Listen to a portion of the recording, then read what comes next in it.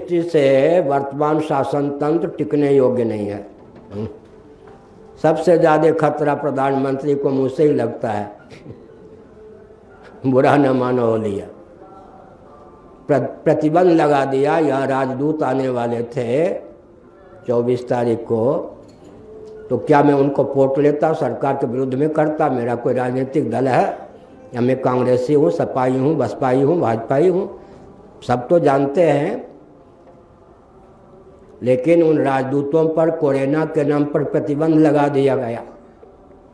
मुझे कोई चिंता नहीं है, देवराज इंद्र आने वाले हो ना आवे तो भी मुझे कोई कष्ट नहीं होगा। हाँ, गुरु मेहरबान तो चला पहलवान। हार मांस का शरीर तो है, लेकिन मैं भी नरक से आया हुआ व्यक्ति नहीं हूँ, समझ गए। और समय आने पर रुक गया मैं, समय आने पर धनुष बाण लेकर चीन की सीमा में भी कभी दिखाई पड़ सकता हूँ, अगर समय आया तो, समझ गए।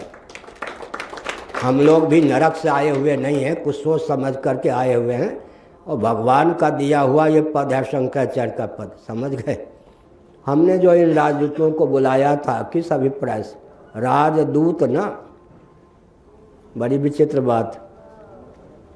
राजा भारत में कोई नहीं है, मंत्री बहुत।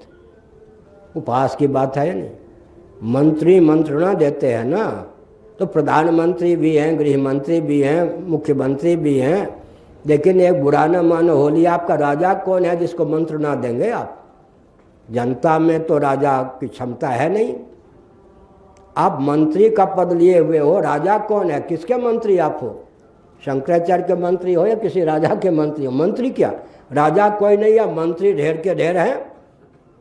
बहुत विचित्र बात।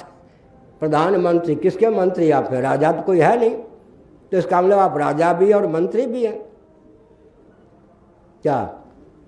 नहीं ध्यान गया आपका? राजा भी हैं, मंत्री भी हैं, और आध्यात्मिक नेतृत्व भी अपने हाथ में लिए हुए हैं। यह विसंगति हुई है नहीं?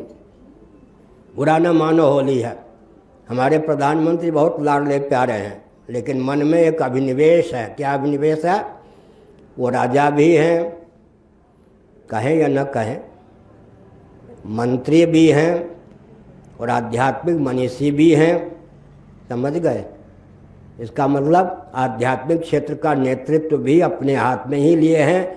वो समझते हैं हमारे पास भी दाढ़ी है, हम भी ब्रह्मचारी हैं, संतान रहित हैं, तो ये बाबाओं से क्या हम घटिया हैं? हमको क्या जरूरत है इन शंकराचार्यों की?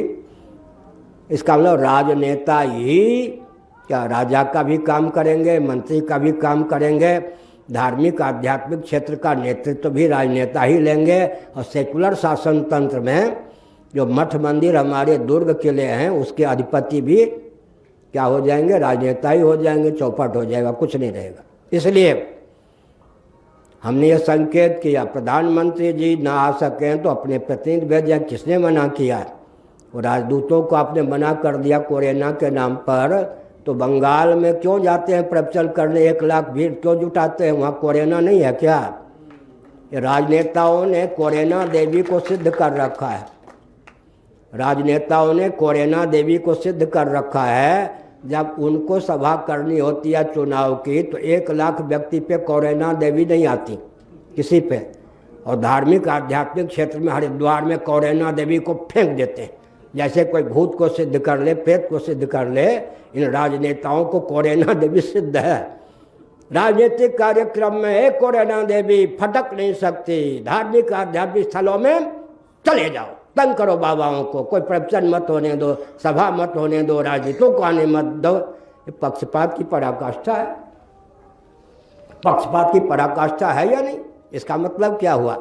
धार्मिक क्षेत्रों पर इतना शिकंजा कसना।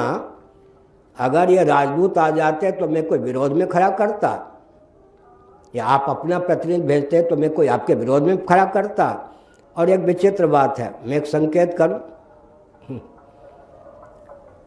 किसी का दिया हुआ नेतृत्व हमारे हाथ में नहीं है। जिन्होंने जगत बनाया है उनका दिया हुआ नेतृत्व है, समझ गए?